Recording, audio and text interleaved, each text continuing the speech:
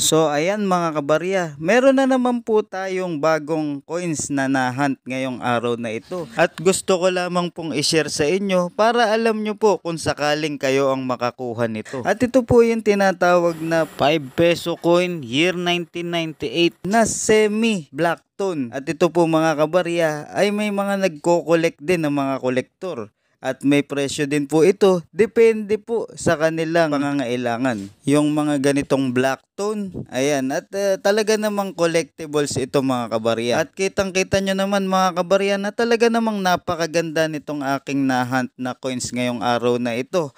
Dahil kahit na black ito ay napakagandang koleksyon. At may mga pailan-ilan na kolektor na nagko-collect nito at handa po silang bilhin sa presyong gusto nila. Depende po sa kanilang pangangailangan. Maraming salamat po.